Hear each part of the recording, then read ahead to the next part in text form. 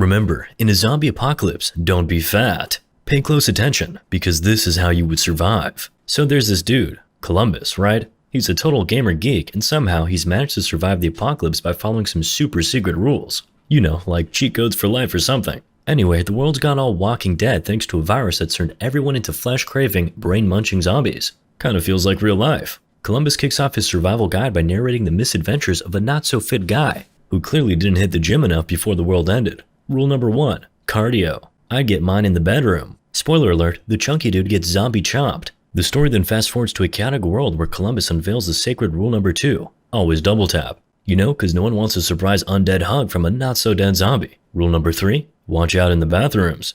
You never know when a zombie might sneak up on you mid-business. And rule number 4. Buckle up, buttercup. Safety first. Columbus, our endearing dork, ends up in Garland, Texas, at the world's sketchiest gas station. Before he hits the road again, he heads to the restroom, where he remembers rule number 3. Surprise, surprise. A zombie leaps out, and a wild chase ensues. Columbus has a comical run-in with a locked car door, only to find out it was actually open the whole time. Classic. Next thing you know, a zombie's in the back seat, and Columbus goes all fast and furious on us. Zombie gets a one-way ticket through the windshield. Columbus then shoots another infected baddie before heading out on foot. Cue the dramatic zombie apocalypse montage. Columbus then drops another knowledge bomb. Travel light. And he ain't talking about packing less. He's talking about not trusting anyone but himself in this zombified world. And what's the first thing that happens after he says that? An SUV rolls up, and out comes a cowboy hat wearing tough guy. Guns are drawn, and our geeky hero Columbus looks like he's about to soil his pants. Will he survive? Stay tuned. Columbus throws up the universal hitchhiker sign,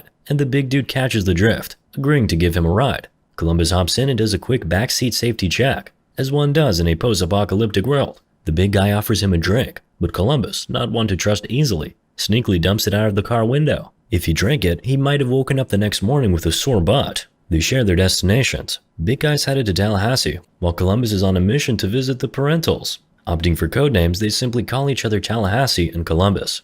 So Tallahassee agrees to chauffeur Columbus to Texarkana, and off they go. Later, they stumble upon a hostess truck, and Tallahassee's Twinkie obsession takes over. Relatable. Sadly, all he finds are jam-filled snowball cookies. Not a fair trade-off. Columbus, meanwhile, realizes it's time for a bathroom break. After finding a public restroom, Columbus proceeds with caution, checking for any undead party crashers. As he confesses his fear of clowns, we're treated to a flashback of his pre-apocalypse life. Pizza, soda, and World of Warcraft. He's just like me, for real for real. He spills some soda on himself, and as he's cleaning up, his cute neighbor comes knocking. Although Columbus usually plays the hermit card, he can't resist opening the door for his crush.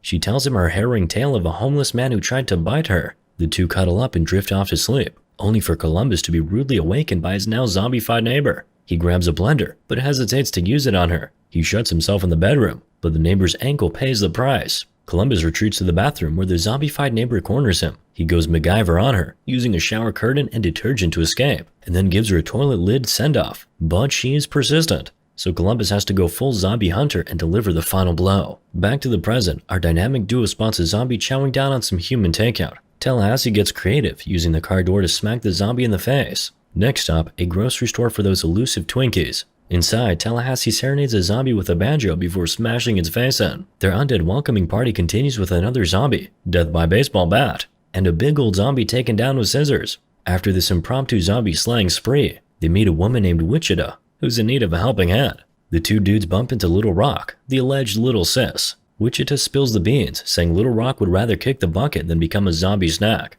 Gullible Tallahassee hands Wichita the weapon to grant Little Rock's last wish. But surprise, Wichita spins things around, aims the weapon at the boys, and goes all Bonnie and Clyde on them, taking their weapons and wheels. The girls speed off in Tallahassee's sweet SUV, leaving the guys stranded and probably wishing they had a roadside assistance plan. In the car, the girls gab about reaching Pacific Park, the land of the living, and not the living dead. A few hours later, Tallahassee and Columbus find themselves wandering small-town streets, feeling utterly bamboozled. Tallahassee takes his rage out on a poor innocent minivan. Luckily, they spot a yellow Hummer just chilling in the distance. When Tallahassee opens the driver's door, he's greeted by some hands-free driving. Literally. Sneaky hands left on the wheel. In the back seat, they find a weapons jackpot and Tallahassee goes full-on Rambo, burning through bullets like a madman. He then gives the truck a snazzy No. 3 paint job in honor of Dale Earnhardt, and they hit the road. While Tallahassee's on a mission to find the girls, Columbus suggests they just let it go and head home. Tallahassee's puppy, Buck, was zombie chow. So he's like, home? What home? Later, they stumble upon Tallahassee's abandoned SUV. Tallahassee checks it out, finds Zilch, and calls Columbus for a lift.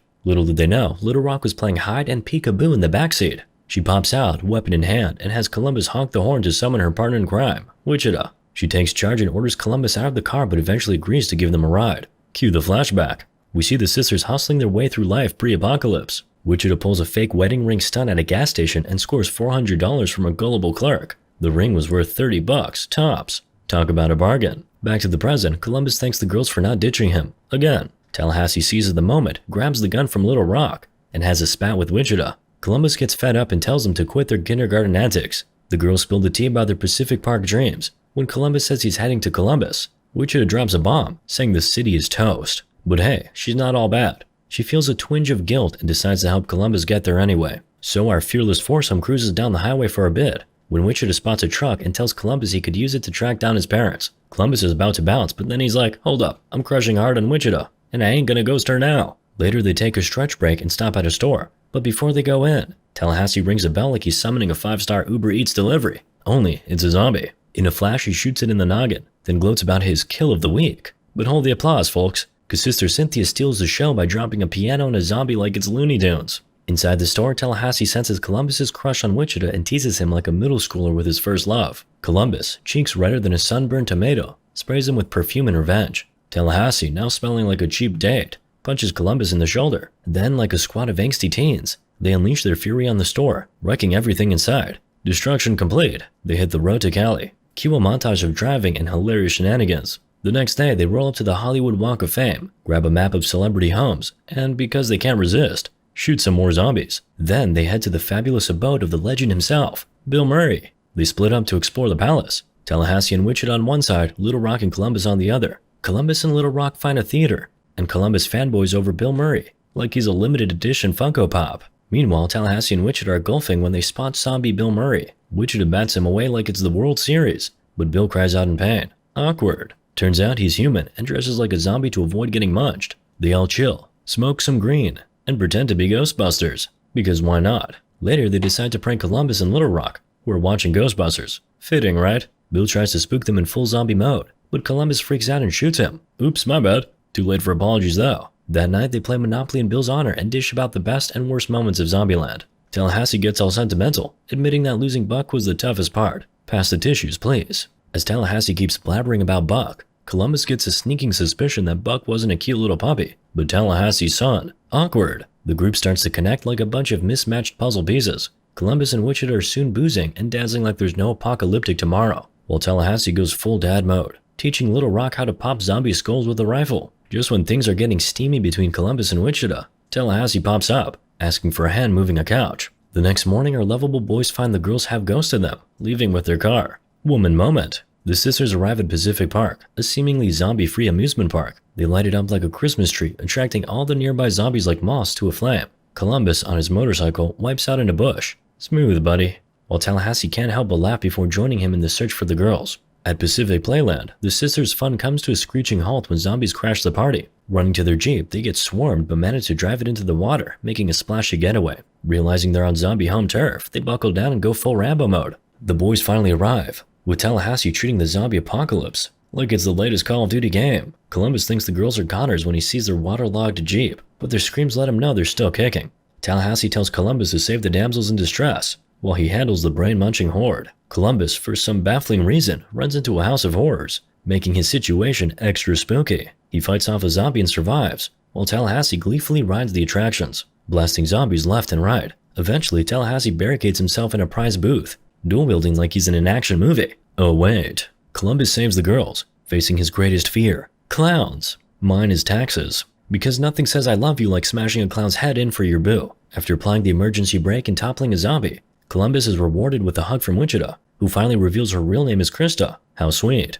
They search for Tallahassee, who's bummed about not finding Twinkies in the snack store. Just as Columbus shoots a door open, they find a box of Twinkies destroyed by his bullet. Tallahassee's outrage levels up when the girls take off in the car again. But surprise, they're just pulling their legs. Little Rock tosses Tallahassee a Twinkie, making his snack dreams come true. Together they hop in the car and drive off to their next wild adventure. Moral of the story? Don't be fat.